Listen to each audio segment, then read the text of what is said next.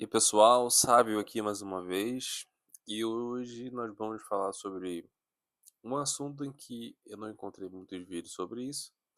Esse é o intuito daqui do canal, falar sobre assuntos em que não é comentado, beleza?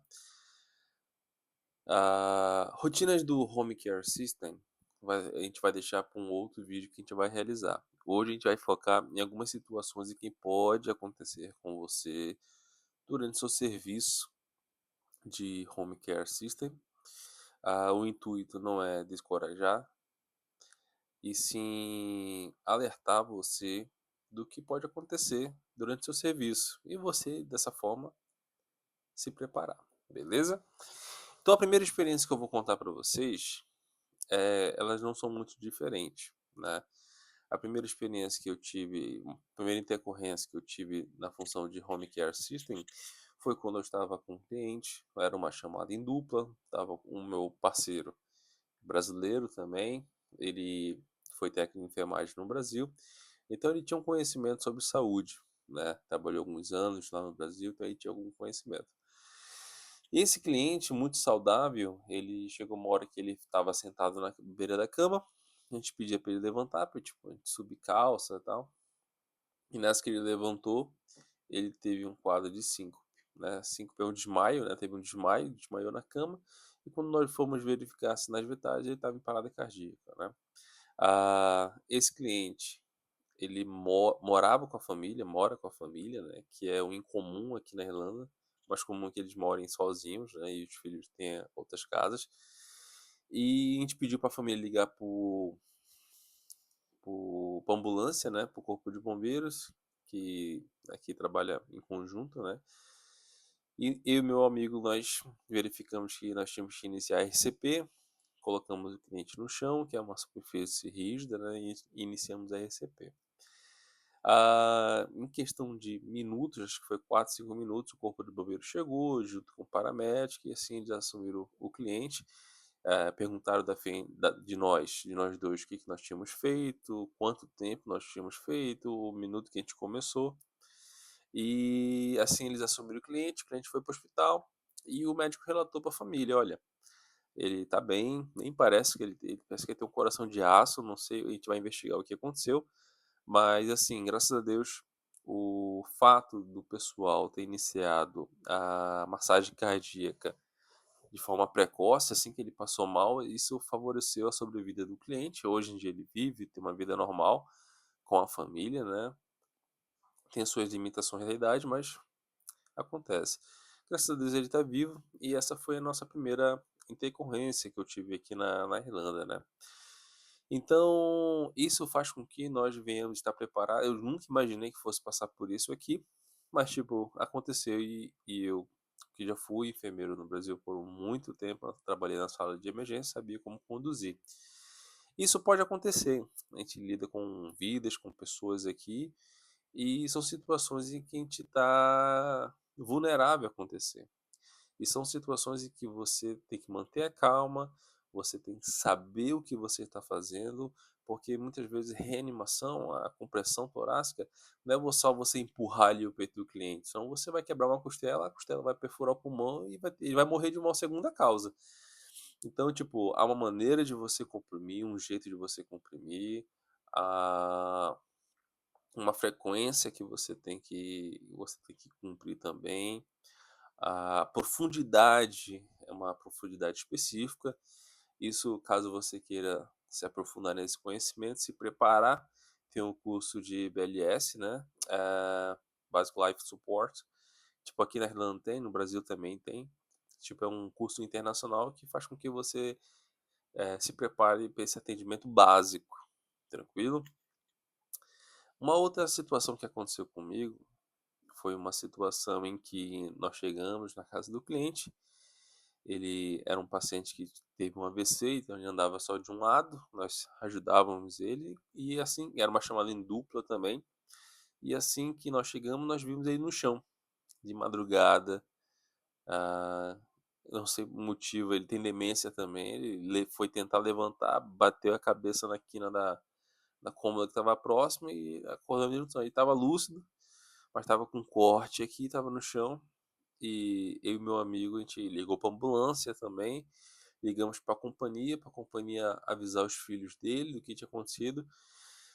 E o que que acontece? Aqui na Irlanda, quando você encontra um cliente no chão, ah, tipo, quando você encontra o cliente no chão, você não pode levantá-lo. Você tem que ligar pro paramédico, e o paramédico ele vai dar as orientações, ele vai perguntar se está lúcido, se está acordado, se consegue mexer, se não.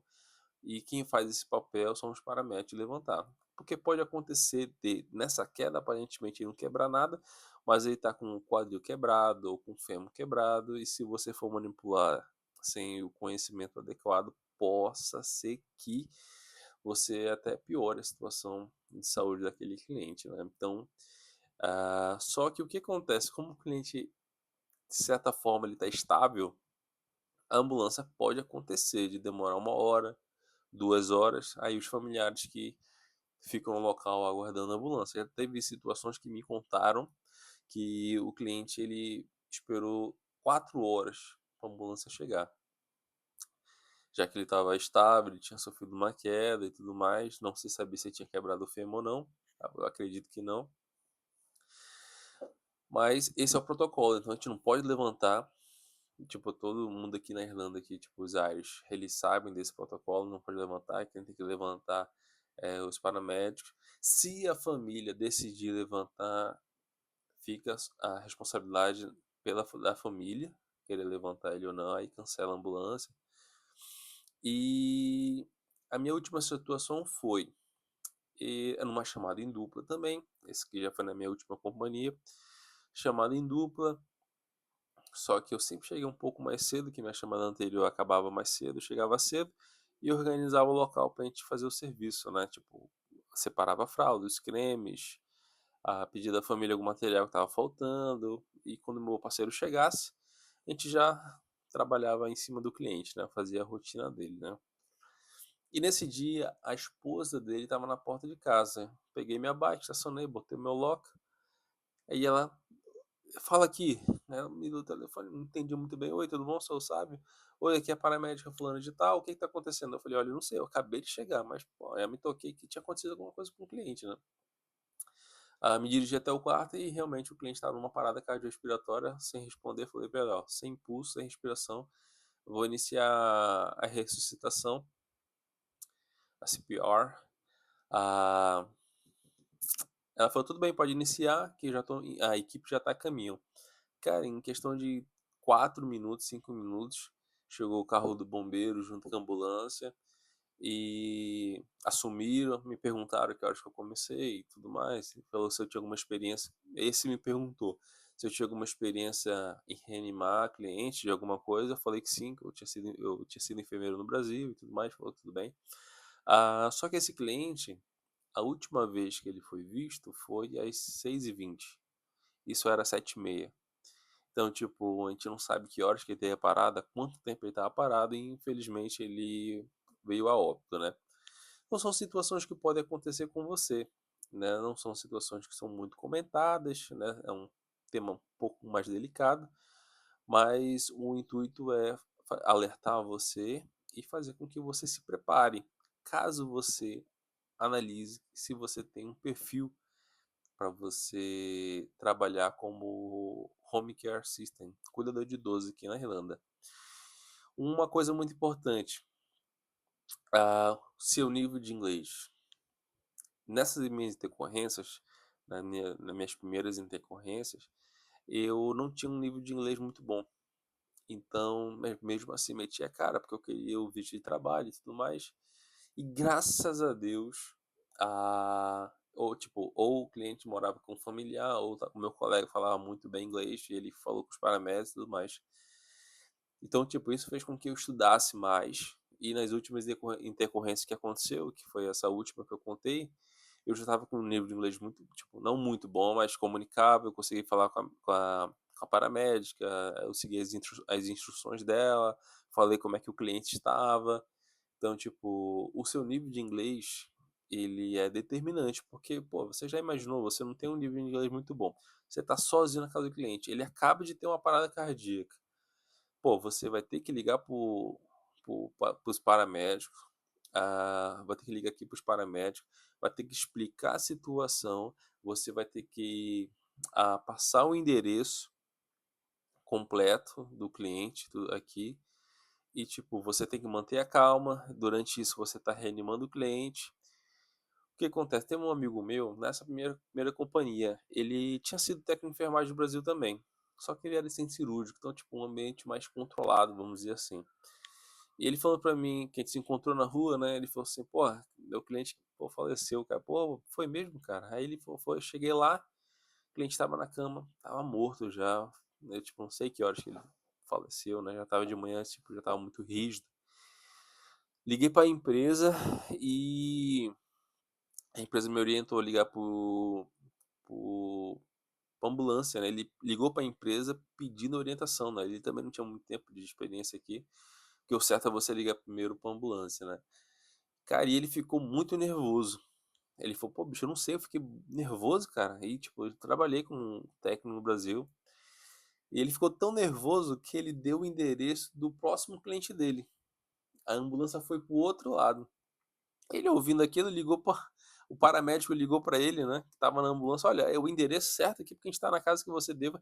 Não, não, não, ele aí deu o endereço correto e tipo, os paramédicos fizeram o protocolo e tudo mais. Então, tipo, nessas situações você manter a calma, você saber o que está fazendo, saber o próximo passo é determinante. Se você tem esse perfil, você vai ser um excelente home care system. Se você não tem, repense. Tem situações em que você consegue treinar, faça cursos extras para você poder se encaixar nesse perfil, beleza? Cuidador de idoso, home care system é uma profissão fabulosa, mas ela não é só fazer um chá pro cliente, deixar lá, fazer esquentar a comida dele, dar para ele, dar os remédios dele, não. Isso vai muito além dessas ações que eu acabei de falar. Se você for ver o lado humano da pessoa, que o paciente está totalmente vulnerável ali naquele momento, dependendo 100% de você, você tem que dar o seu melhor, você tem que proporcionar um ambiente bom, você tem que conversar. Muitos clientes aqui na Irlanda, eles não moram com os filhos, a esposa morreu, ele mora sozinho, pô, tem um quadro muito grande de depressão na terceira idade aqui na Irlanda, então, tipo, a profissão de cuidador de idoso que vai muito além disso. E também essas intercorrências que você tem que saber manejar da melhor maneira possível, beleza?